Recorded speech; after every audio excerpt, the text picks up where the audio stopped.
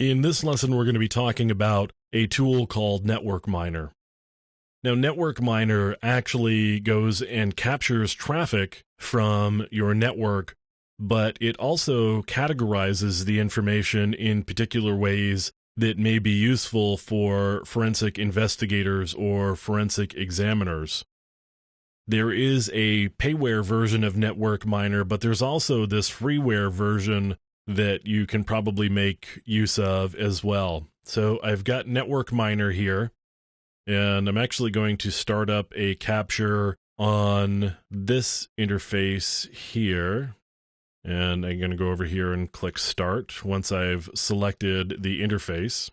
And it's grabbing traffic on the network. If I go to frames, I can start to see different frames coming in, and you'll notice over here on the Hosts tab, I've got two different hosts that have shown up here. So you can start to see the different ways that NetworkMiner helps to make sense of the information from a network capture.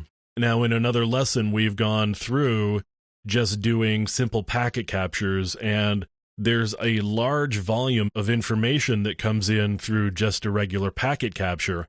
And yes, I can apply different filters and start to sort the data that way and start to make some sense of it and be able to follow conversations.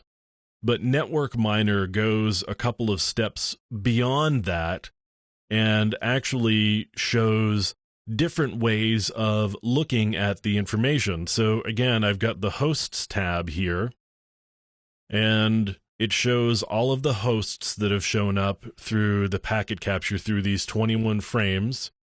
And I can just open up a frame here, and I can see that it's a UDP frame. And you can see the length and the source IP, the destination IP, and it looks like this is a universal plug-and-play frame. So there's my destination IP, and you can see that over here, right there. So that's just a multicast frame, which makes sense for universal plug-and-play. Now, I've got this address right here, 1.37, and it shows host details. And you can see that it's pulled some information from the universal plug-and-play data, and it looks like there's a Fedora core system that looks like it's a Sony system that's running Fedora core. And so we can see information about this particular host or this particular system based on the data that has been sent across.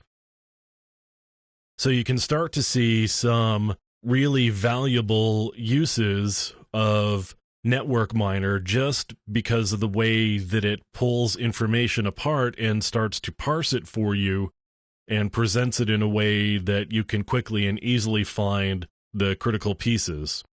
So let me actually open up an Internet Explorer here, and let's just go to, I'm going to go to Microsoft.com, and I don't really care what's there, so I'm going to go back to my NetworkMiner page and see if we can see anything here. And it's not actually pulling any DNS information, although I've got more information about a lot of different systems now.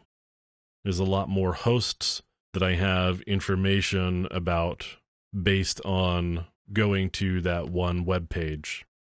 And I could go to a website and actually log in, and that would show up here on the credentials page as an example. So you can see the different categories that we've got here in the tab.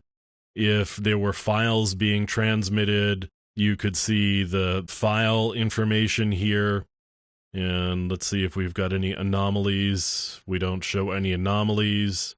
And how about clear text? You can see the clear text that we were able to find through this network communication, or these various network communications.